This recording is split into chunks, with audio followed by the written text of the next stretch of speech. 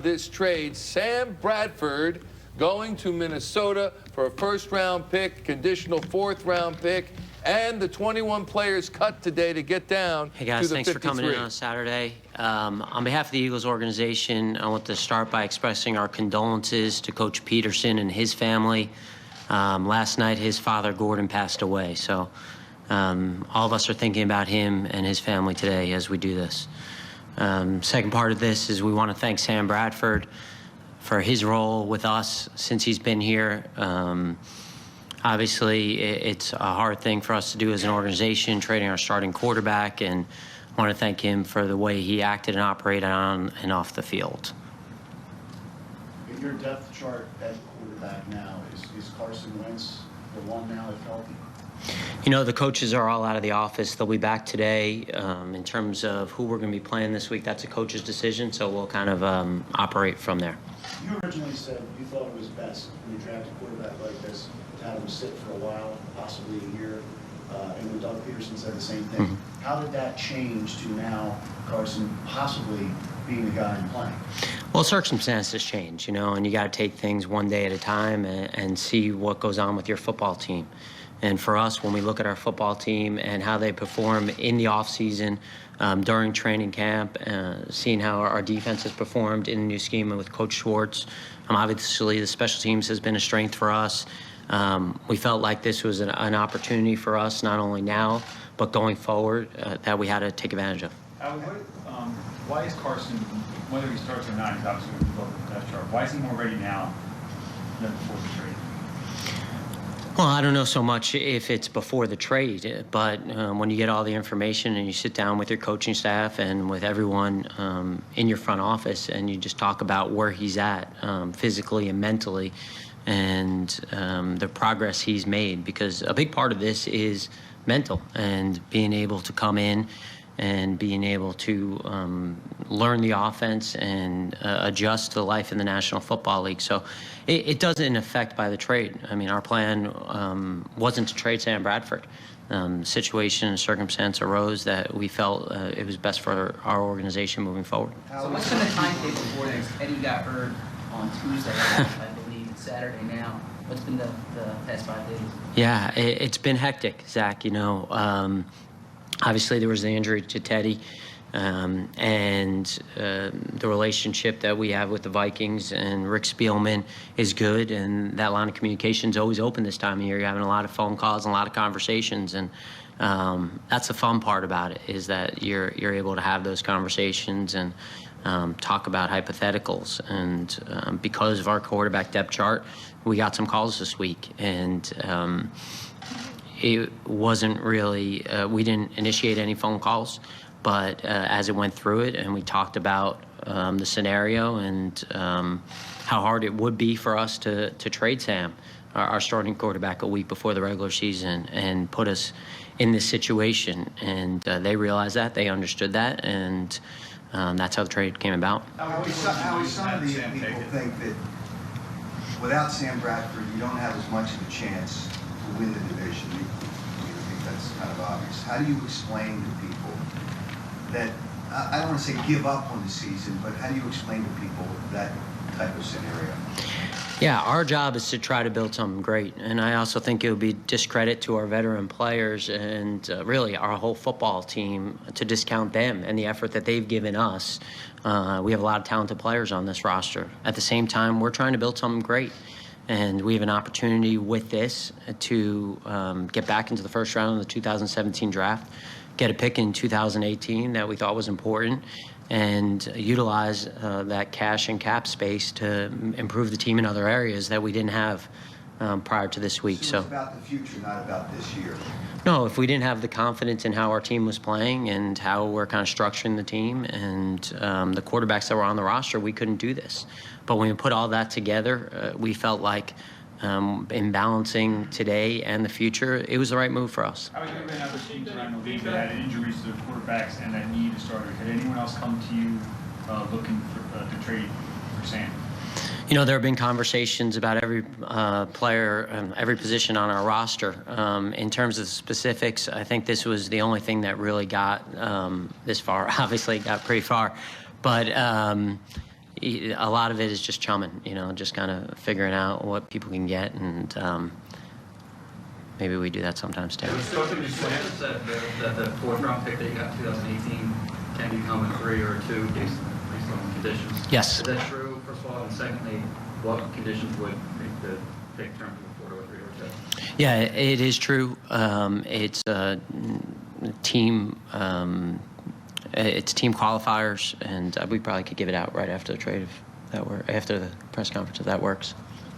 Have you spoken with Sam about what you did, and this is obviously yet another move for him? What was his reaction? Yeah, we have spoken to Sam. I have left him a message. I've not connected with him yet personally, but Coach spoke to him. Obviously, him and his relationship with our quarterbacks, and it was important for him to reach out, even with what he's going through personally.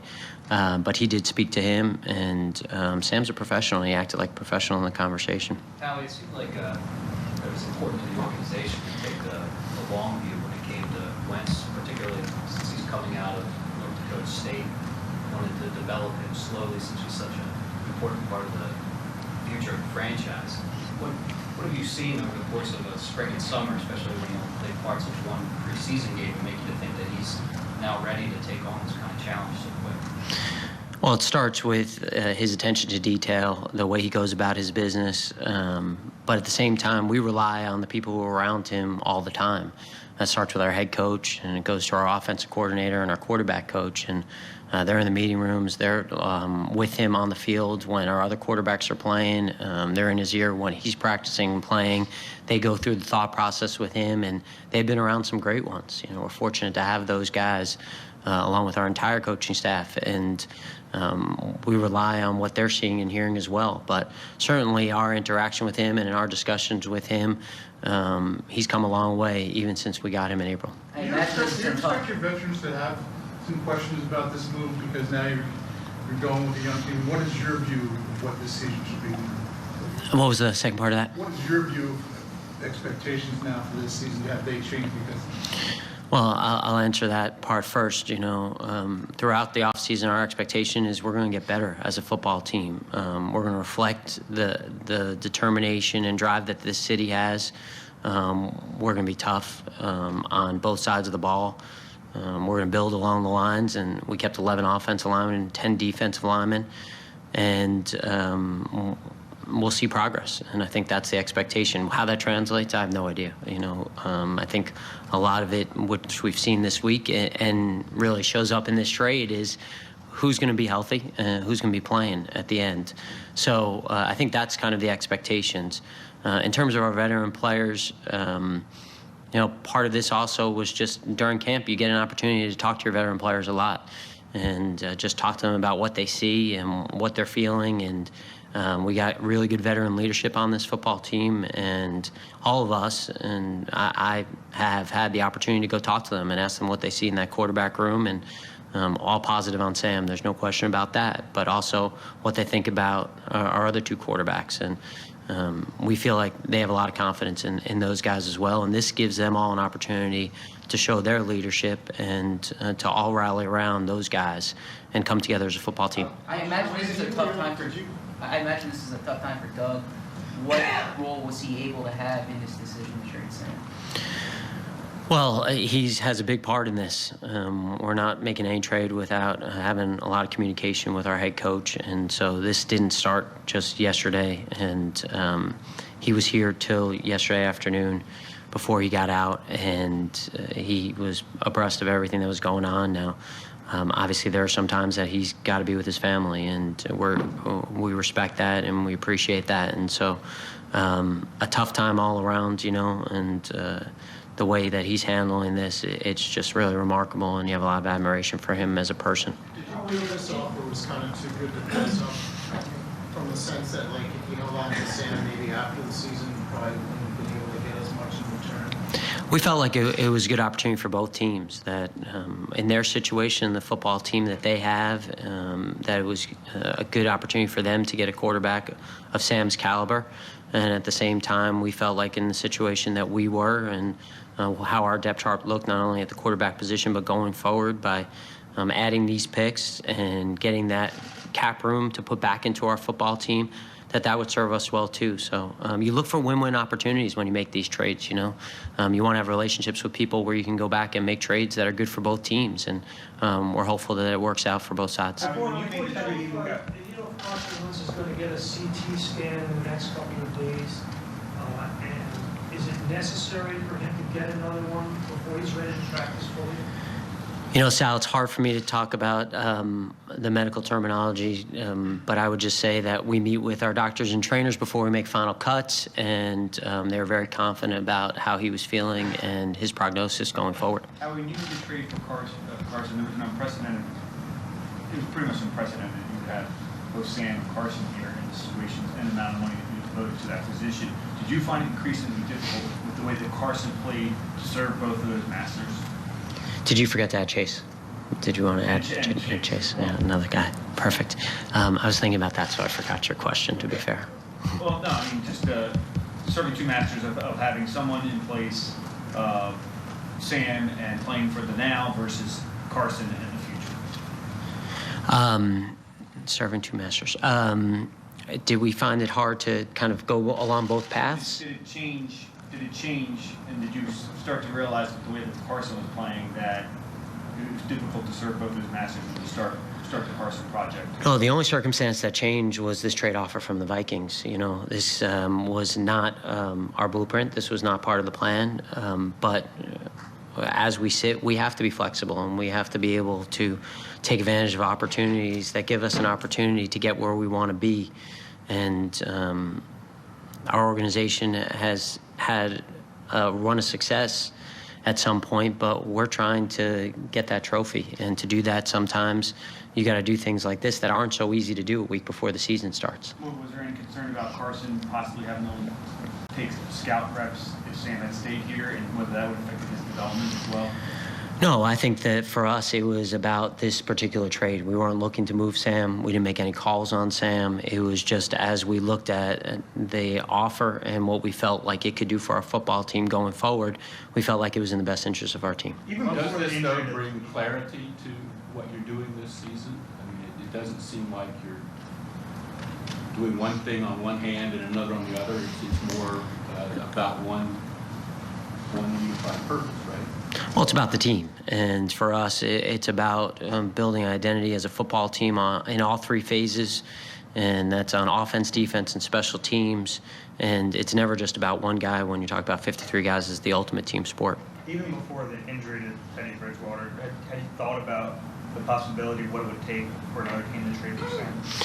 No, not really, because we were really going forward, and it didn't seem like it was realistic to play that game, really. And even when we first got the call, it wasn't really a strong consideration because of what it meant to our football team right now and what it would take to make a trade of this magnitude with really a week to go before the season and all the plans that we had going forward. So it's not an easy trigger to pull when you talk about all of that, but when we sat down and we talked to a lot of people in our organization, on the coaching staff, in the front office, certainly ownership, and felt like this was something that was a good opportunity for us to get where we want to go eventually. How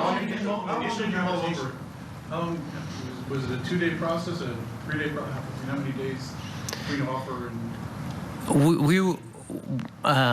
We knew where we needed to be to consider this, and I think that's probably also a good question for the Vikings because we were pretty clear that for us to even consider something, it was going to have to be significant. And I think that at the end of the day, until it got to those levels, we have so much going on right now, and it was hard to spend a lot of time on stuff. It wasn't as much of a normal negotiation as you've had a give and take, a back and forth, because we had a starting quarterback. So we felt like there had to be a significant price to pay for that, and for their football team and where they are, it's a good trade for them too. From that 53, do they have to go a long way to get to where you want it to be? Well, yeah, it doesn't really normally start that way. That unfortunately, you ask and they just say yes. It would be great if they do, but it took a little while. But we were pretty comfortable in what we were asking for, and the relationship that we have with them and Rick in particular. And I know Rick for a long time, and our teams have always had a good relationship with those guys. So for us and everything that was going on, I think the timing of the year, where we don't have a lot of time before the cuts and we don't have a lot of time before the game, that there wasn't a lot of time to kind of play games. So for us, we told them basically where we had to be to even open up conversations, and that was after them calling us a couple of times. And again, we did not go into this wanting to trade Sam Bradford. We did not call anyone on Sam Bradford. But after the trade offer they made, we just felt like this was the right decision for our football team. On the 53, there are 4 linebackers. What's the plan there? And also, do you anticipate Lane Johnson being there for week 1, given that he's on the roster now? Well, in terms of our 53-man roster, it's fluid right now. We'll see what happens in the next couple of days. 4-3 team, 4 linebackers, that's a low number, you know. And we'll just have to see what shakes out and what happens going forward, and what's out there. And that's the process we're going through right now. And I have no comment on Lane. Howie, had Tom Connon or Sam had come to you since they initially made the trade request since then? No. Was Tom involved in No. No, it's been incredibly positive. Sam's had a great camp. He's been really instrumental in grabbing our young players, grabbing our young receivers after practice and working with them. And again, it was never a thought. We were all moving forward and trying to have as best season as we possibly could with him under center. And it wasn't in any of our minds. This really kind of came out of the blue. You know, we were having meetings when Teddy got hurt, and we wish him the best and a speedy recovery. And I remember looking in the draft room, and it was on TV, and saying what happened. And that was the first time. And then from there, I think that was Tuesday. And from there, it happened pretty quickly. I mean, to have a trade of this magnitude happen in this quick of period of time when we're still playing a game and we're cutting down, I think it speaks to the relationship we have and the ease of which we can kind of cut through it with them. Was there a point this summer where you realized Carson was ready if circumstances dictated that you went in this direction? There was. I think that, again, you rely on the coaches, and when you talk to them and the guys they've been around, you understood that there was a lot of confidence in his ability. And the biggest transition for anything is the mental aspect and picking up the offense. And he's worked out the last couple of days before he came back to practice, and just seeing him with his receivers and his ability to verbalize the play call and really his comfort level in that. But it's more important for the coaches to feel that way. And what we do when we cut down is we meet with our coaching staff, we meet with our personnel staff, and we heard it from them. And obviously they didn't know this was going on, but when they said that to us and with the conversations we were having, it made us feel more comfortable to do this. You spend more money than any team in the league on draft free agents. And by my count, I think 4 made it. Why were undrafted guys seemingly prioritized? Well, it goes back to we don't have the same amount of resources we've had in the past because of the picks that we traded. Now, we got some of those back here. But we feel like we got to find ways to improve this football team in an unconventional manner. And when you look at the percentage of the roster taken by undrafted free agents after first-round picks, I think it's the highest percentage of players on rosters. And for us, we felt like we needed to throw darts at that pool of guys that we liked. And it's hard to recruit undrafted free agents after the draft. You're competing against 31 other teams. So we looked at the amount of resources we put into that, and if we can get a couple of guys out of it, how it would work from us. And we're hopeful that, you know, it's not just now that it works, but going forward, some of those guys are guys who contribute to our football team. Without commenting on the end game of originally, you know, being at 13 and being able to move up to get what you think can be a franchise quarterback, and then in this situation to get first-round pick back, the end game, are you surprised that you're actually able to get to this point and satisfied about where you're at with this? I don't know. It's such a busy time, John. It's hard to figure out kind of what your emotions are. I mean, it's hard to trade your starting quarterback a week before, and that's a hard thing to do. all of us, again, it's kind of a little somber around here, not only because of that, because of Coach Peterson and how we feel about him and his family. So in terms of what we're trying to do, we're just trying to put together and have a process where we can become a great team again. And we think our fans deserve that, and that's what we're looking to do. And we know that's a process that doesn't happen overnight, and we're just going to take it, one day at a time and one transaction at a time. Without commenting on Lane specifically, how difficult is it to put together a 53-man roster when you don't know the status of a player? Come on, dude. I have no comment on that. We go with all the information we have. We can only go with the information that we have at this point. So, until someone tells us different about anyone on our roster, we go with the 53 guys we think give us the best chance, and that's what we did today. And why was Najee Good one of them?